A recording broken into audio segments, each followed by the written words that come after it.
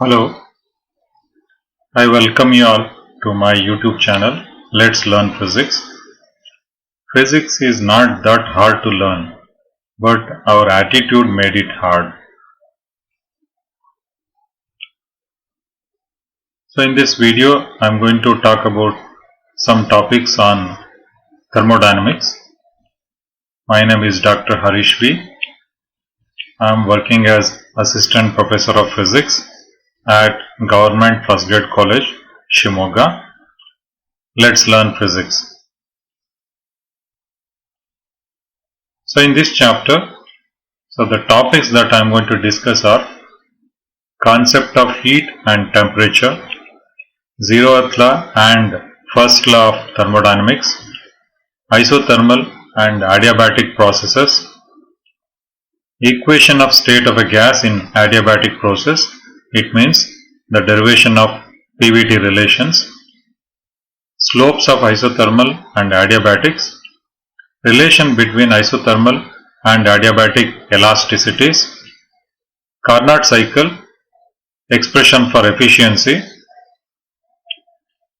second law of thermodynamics, the Kelvin statement as well as Clausius statements, applications of second law of thermodynamics, the refrigerator, Carnot theorem, its statement as well as proof, thermodynamic scale of temperature, Clausius-Clapeyron equation, its derivation and applications. The topics that are chosen under this chapter are as per the Kuvempu University syllabus. I hope they also match with the syllabus of the other universities also. So this chapter I have divided into two parts. The first video and also in the second part I will discuss about the rest of the topics. So let us start.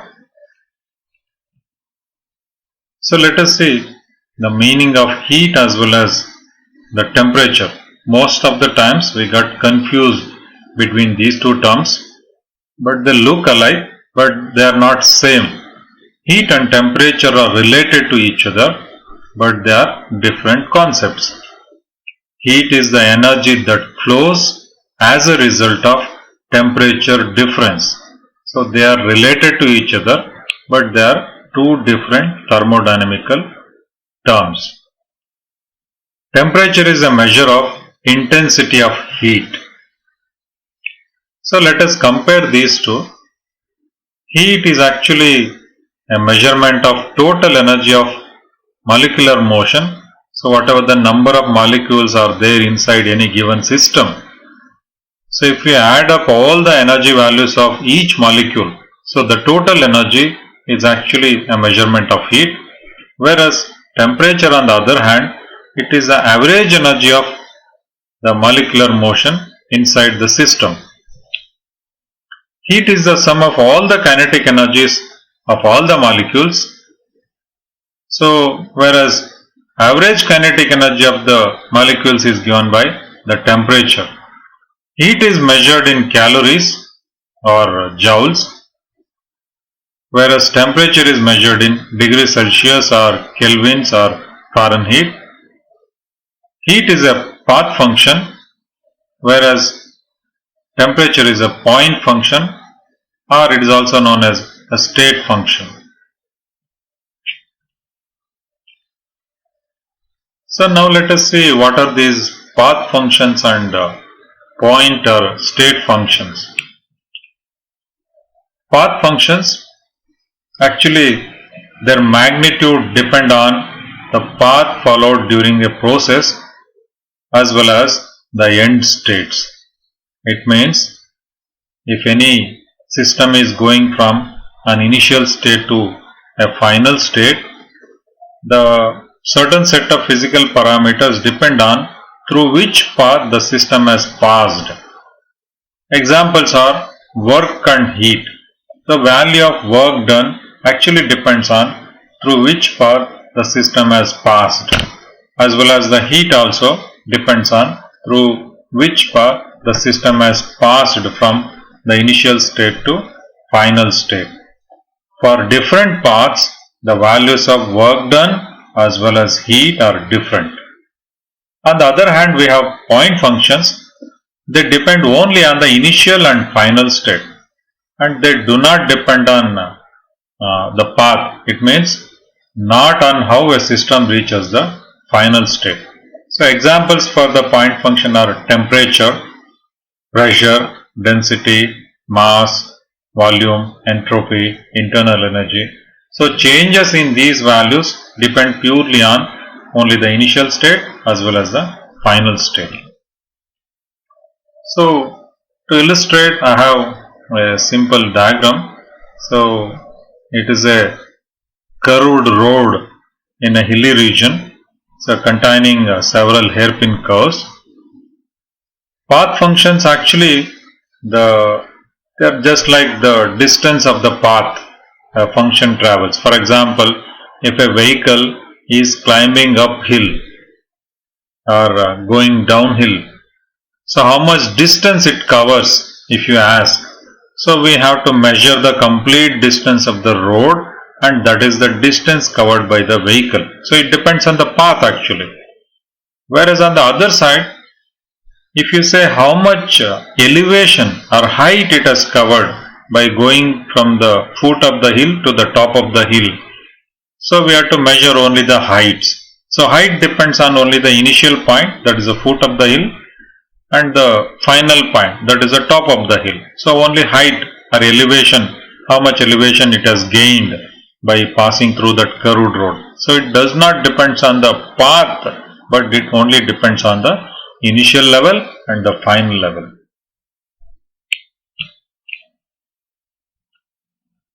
So let us start with zeroth law of thermodynamics. It states that if two bodies are each in thermal equilibrium with some third body, then they are also in equilibrium with each other. So we can understand better with this diagram. So I have given three systems here, system A, B and C. If systems B and C are in thermal equilibrium with the system A, system B and C are in thermal equilibrium with system A, then B is in thermal equilibrium with C. A is in equilibrium with B, A is also in equilibrium with C, then B and C are also in thermal equilibrium. The zeroth law of thermodynamics can be applied to compare the temperatures of more than two objects. Zeroth law establishes that temperature is a fundamental and measurable property of matter. Now let us see the first law of thermodynamics. It states that the change in internal energy of a system is equal to the heat added to the system minus the work done by the system. So numerically we can give it in the form of an equation as du is equal to del q minus del w, where du is the internal energy, that is the change in internal energy, that is equal to del q, that is the heat added to the system or removed from the system, minus del w is given. Del w gives the work done on the system or by the system. The first law of thermodynamics states that heat is a form of energy and thermodynamic processes are therefore subject to the principle of conservation of energy. This means that heat energy cannot be created or destroyed.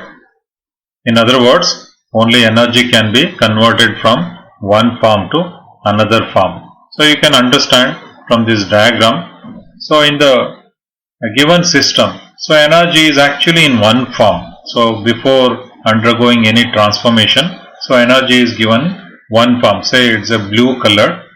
Once the system undergoes transition to another form, say part of the energy, the original energy remains in blue form, whereas the energy converted into another form is shown by a grey picture here. So it means that total energy whatever was there earlier, total energy after the transition is also same, one and the same. Only the difference is a part of the energy has got converted into another form. So that is nothing but law of conservation of energy.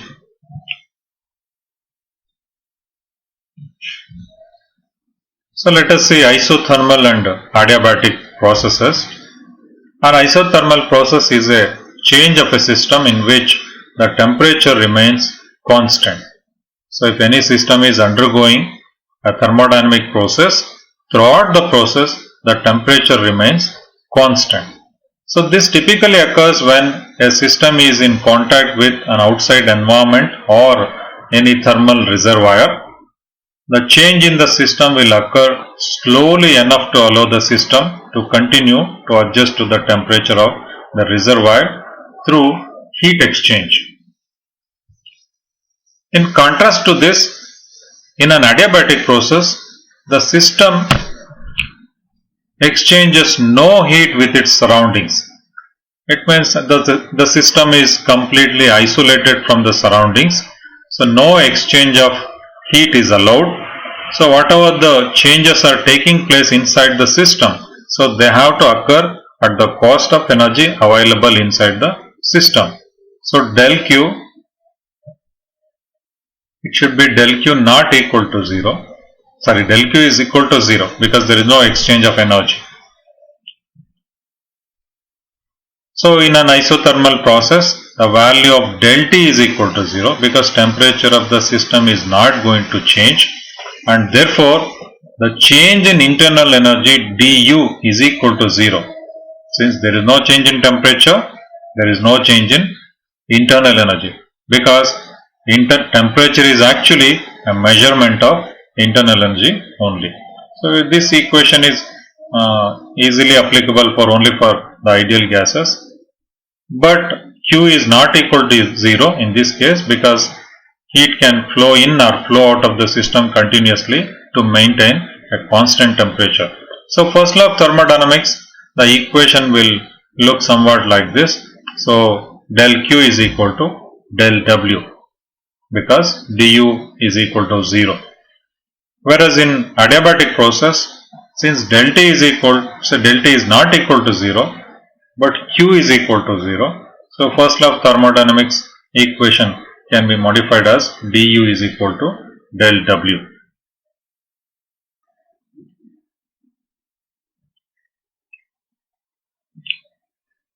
So now let us see the work done during an isothermal process as well as the adiabatic process.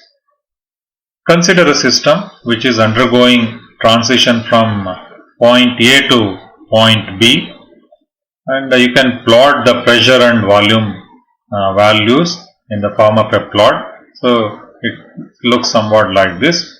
So first let us assume it is undergoing a isothermal process. So it is a general equation to calculate the work done during a thermodynamic process. So from an initial volume at A to a final volume at B, so it is an integral of P into dV. So now if the process is an isothermal process, say it is a reversible process, then using Boyle's law, P is equal to nRT by V, or PV is equal to nRT, it is rewritten as P is equal to nRT by V, and you can substitute this value for P in this equation. So, and you can simplify it mathematically, integrate it, and by keeping T as constant value, and the expression for work done becomes W is equal to, from undergoing transition from state A to state B, it is given by minus nRT natural log of VB by VA.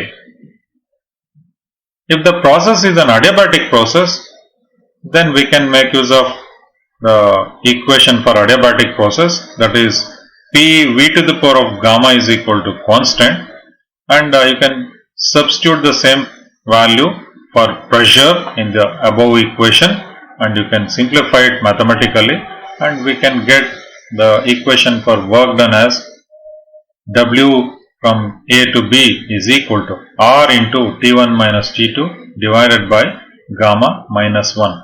where R is the gas constant. T1 and T2 are the initial and final temperatures of the system, and gamma is actually the ratio of specific heats. So now let us see the derivation of the equation of state of a gas in adiabatic process. They are nothing but PVT relations. So for that, consider a system and it is undergoing adiabatic process. From the definition of an adiabatic process, heat transfer to the system is always zero. There is no exchange of heat to the system or from the system with the surroundings. So therefore, del Q is equal to 0. Then according to the first law of thermodynamics, du plus del W is equal to del Q. Then del Q part is going to be 0. So let it be equation number 1, where du is the change in internal energy of the system and del W is the work done by the system. So any work del W done must be done at the expense of internal energy U, because no heat del Q is being supplied from the surroundings. So then work is given by del W is equal to P into dV. Now let us substitute this value for further simplification. P does not remain constant during the adiabatic process but changes along with V. It means both volume as well as pressure change during adiabatic process. So for an ideal gas, recall the equation PV is equal to nRT. The internal energy is given by du is equal to N into Cv dt, where Cv is the specific heat at constant volume. So now you can substitute this value into the above equation and also the value for del W into equation number 1. So equation 2 and 3 values are substituted into equation 1. So we get N into Cv into dt plus P into dV is equal to 0. So now using ideal gas equation, PV is equal to nRT, and on differentiation, so applying product rule, you can differentiate it. P into dV plus V into dP is equal to nR into dt, because N and R both are constant values, only temperature varies. So nR into dt, that's equal to N into, so R I am going to expand it in terms of Cp minus Cv and dt here, or on rearranging, dt is equal to P into dV plus V into dP divided by N into Cp minus Cv. Substitute equation 5 in equation 4. So we get, in place of dt, we are going to replace this term in equation 4. N into Cv in place of dt, P dV plus V dP divided by N into Cp minus Cv plus P dV is equal to 0. So do some simplification of the equation. N into Cv, P dV plus V dP, N into Cp minus Cv, I am going to multiply to the other side into P dV, that is equal to 0. And further simplification, we get Cv into V dP plus Cp into P into dV, that is equal to 0, or Cv into dP by P, that is equal to minus Cp dV by V, or just by rearranging same type of variables on either side, dP by P, pressure terms are taken on one side and volume terms are taken on other side.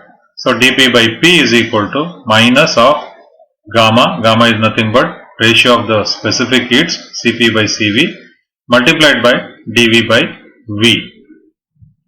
So on integration, so we get dP by P, if you integrate we get log of P, that is equal to minus log V plus some constant of integration, or log of V to the power of minus gamma plus constant, or further you can simplify it, log of P plus of log of V to the power of gamma It was log of v to the power of minus gamma. If we shift it to the other side and simplify it, that becomes log of v to the power of plus gamma, that is equal to constant. And adding these logarithmic terms, pv to the power of gamma, log of pv to the power of gamma, that is equal to some constant. So taking anti-log, so we get pv to the power of gamma, that is equal to constant. So this is one of the required equation. So now using the ideal gas equation again, PV is equal to nRT, and rearrange this for P and substitute the value of P, that is equal to nRT by V, in equation 6. So in place of pressure, P into V to the power of gamma is equal to constant was the equation. In place of pressure, nRT by V is substituted into V to the power of gamma, that is equal to constant. So we can just simplify this equation by transferring all the constants to the other side. N and R constant, you can shift it to the right hand side. T divided B divided by V into V to the power of gamma is there. So if we simplify, we get T into V to the power of gamma minus 1, that is equal to constant. So this is another required equation. Now repeating the same process from this above equation, now we are going to substitute it for volume. So take the ideal gas equation PV is equal to nRT, and now you rearrange it for volume. Volume is equal to nRT by P, and substitute in either 7 or 6. Okay, in any one equation you can substitute. So I am going to substitute in equation number 6, and I will simplify it, and we get T to the power of gamma, P to the power of 1 minus gamma is equal to constant. Or since gamma values are always greater than 1, so we can take the reciprocal. So P to the power of gamma minus 1 and into T to the power of minus gamma is equal to constant. So this is another required equation. So I will just list out all the required 3 equations. P V to the power of gamma is equal to constant. T V to the power of gamma minus 1 is equal to constant.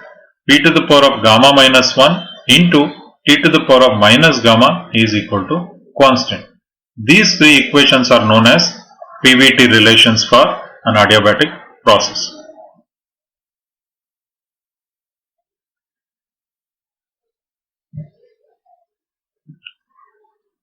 So now let us see slope of an isothermal and adiabatic curves. So I have just taken a PV plot of an isothermal process on the upper side, an adiabatic process on the lower side. So this is for an expansion process, and if you do the compression process, they look somewhat like this. Adiabatic curve comes on the upper side, isothermal comes on the lower side. So we know that for an isothermal process, PV is equal to constant, and differentiating we get P into delta V plus V into delta P is equal to 0, or P into delta V is equal to minus V into delta P, and if we calculate the slope, that is delta P by delta V, that is found to be equal to minus P by V. So let it be equation number 2, and we do the same process for an adiabatic process also. For an adiabatic process, we have an equation P V to the power of gamma is equal to constant.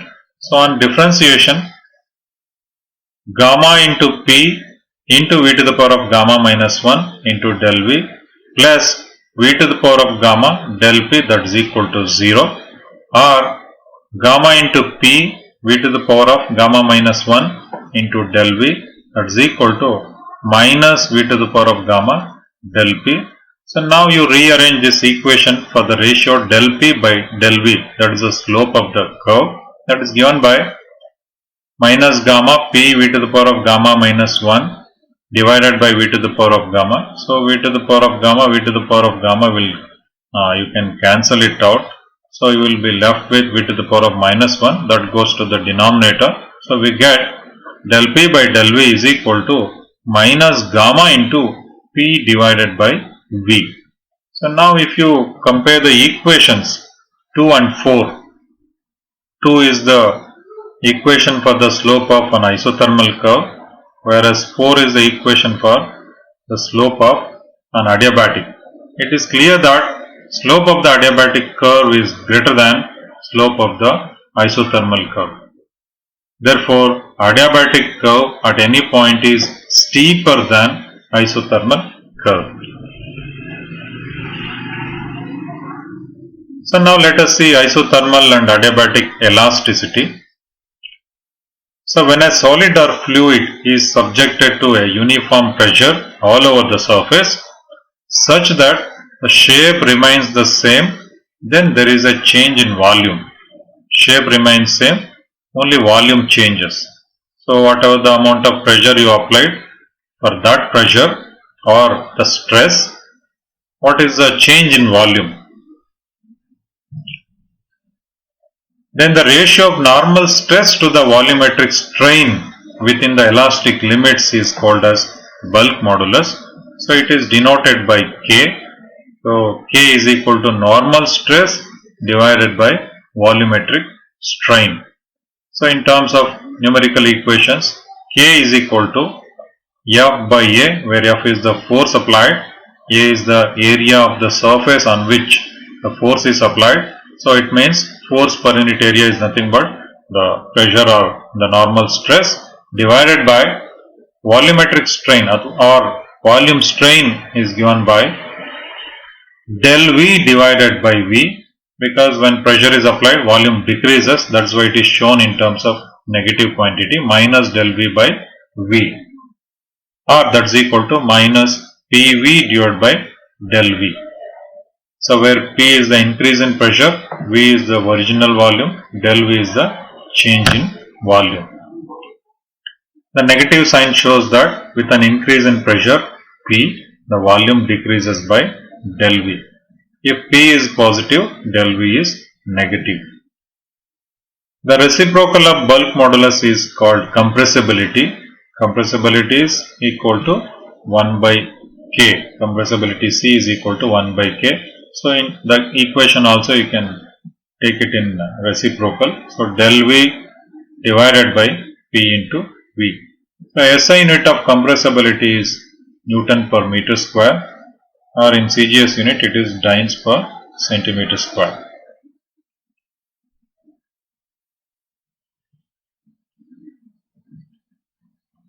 So isothermal elasticity. So elasticity possessed by a gas in isothermal condition is defined as isothermal elasticity. So for an isothermal process we have the equation PV is equal to constant. So on differentiation we get P into dV plus VdP is equal to 0, or P dV is equal to minus VdP. So now you rearrange the equation to have the expression for the bulk modulus, that is dP divided by minus dV by V. So that is P. It means the stress by strain value that is found to be equal to pressure P only. So isothermal elasticity is equal to pressure. On the other hand we have adiabatic elasticity.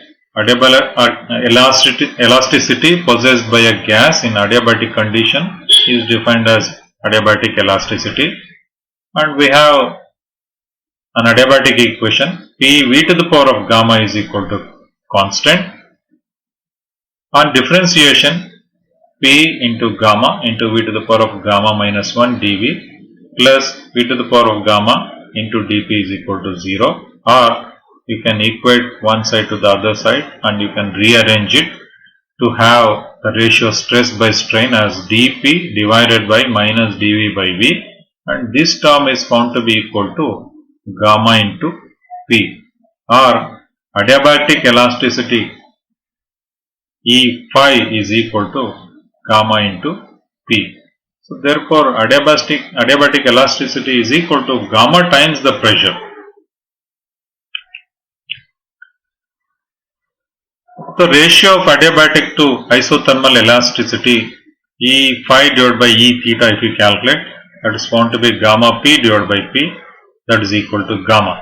And we know that the gamma value is nothing but the ratio of specific heats, Cp by Cv, and this ratio is always greater than 1 for most of the cases. So therefore, E phi is greater than E theta. It means adiabatic elasticity is always more than isothermal elasticity. So now let us recall the Carnot cycle that we learned at the 10+2 level also. Carnot cycle is a theoretical ideal thermodynamic cycle which provides an upper limit on the efficiency that any classical thermodynamic engine can achieve during the conversion of heat into work. Or conversely, the efficiency of a refrigeration system in creating a temperature difference by the application of work to the system. Every single thermodynamic system exists in a particular state. When a system is taken through a series of different states and finally returned to its initial state, a thermodynamic cycle is said to be completed or said to have occurred. During the process of going through this cycle, the system may perform work on its surroundings. A system undergoing a Carnot cycle is called Carnot heat engine, although such perfect engine is only a theoretical construct and cannot be built in practice. So now let us see different parts of such an engine. Carnot's engine essentially consists of a moving piston having an ideal gas as working substance. It also contains two heat reservoirs as a part of the engine. One of the reservoir is at higher temperature, say T1, it's called hot reservoir, and another reservoir is at lower temperature, at T2, it is known as cold reservoir. In addition to that, it also has got a stand. Reservoirs have such large thermal capacity that their temperatures are practically unaffected by a single cycle. It means if you take out any amount of heat from the hot reservoir, it is not affected. Or on the cold reservoir, if you add any amount of heat, so it is not affected. So because they are practically unaffected. Since the cycle is theoretically reversible, there is no generation of entropy during the cycle. So entropy is conserved. During the cycle, an arbitrary amount of entropy delta S is extracted from the hot reservoir because we take out some amount of energy, heat energy, and deposited in the cold reservoir. Since there is no volume change in either reservoir, they do no work.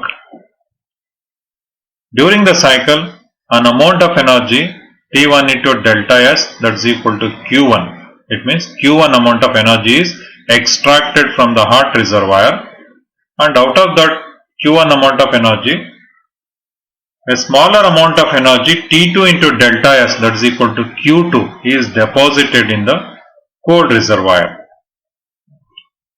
The difference in the two energies, that is T1 minus T2 into delta S, or that is equal to Q1 minus Q2, is equal to the work done by the engine. So Carnot cycle has got 4 stages. So Carnot cycle, when acting as a heat engine, consists of the following steps. Totally 4 steps are there. The first step is isothermal expansion.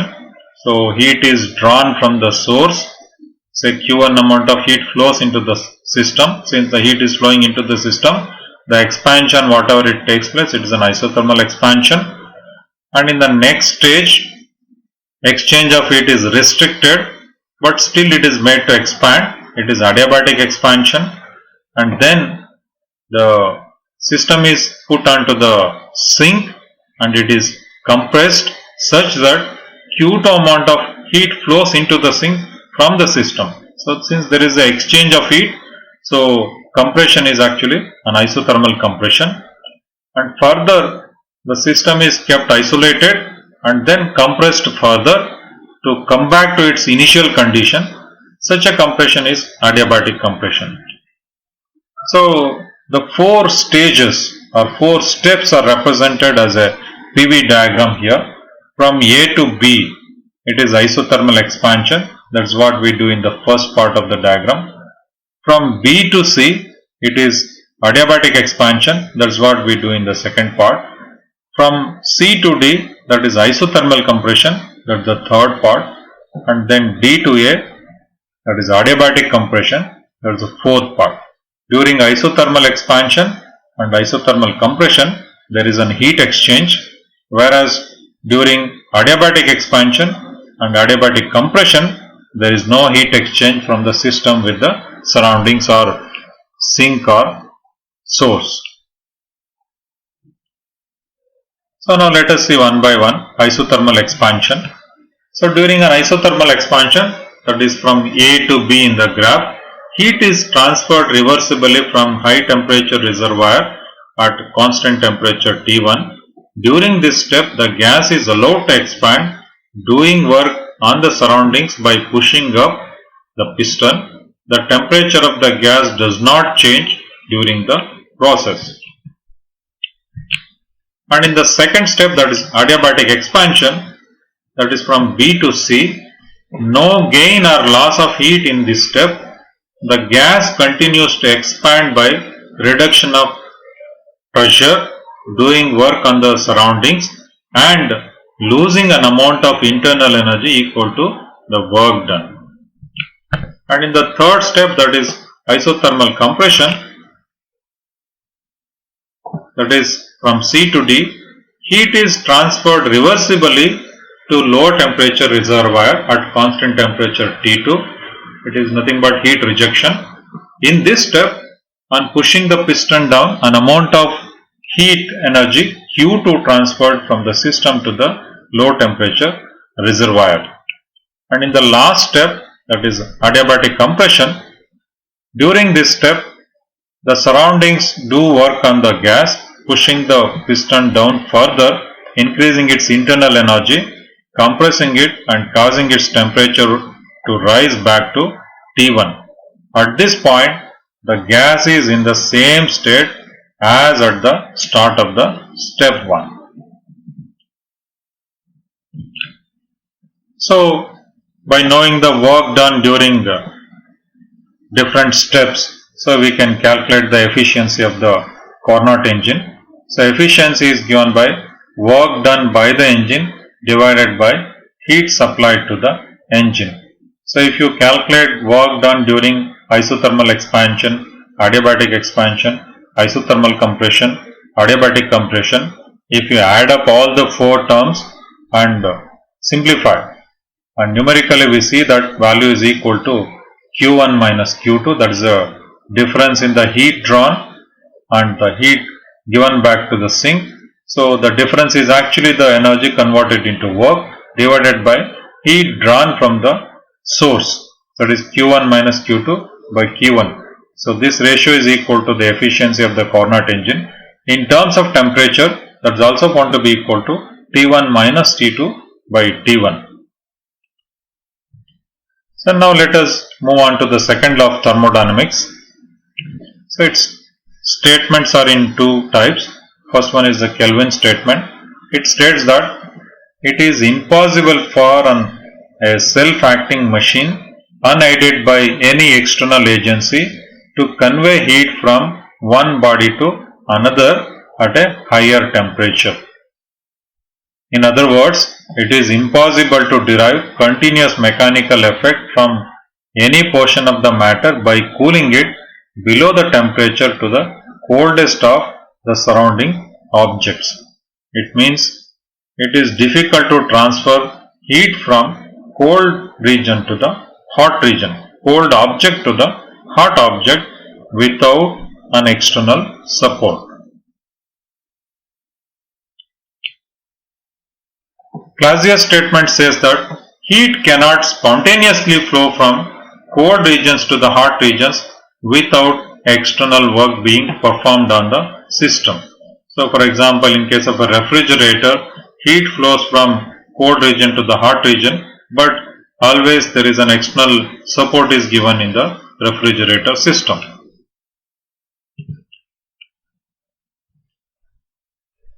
So in the applications of second law of thermodynamics, so we will discuss the refrigerator.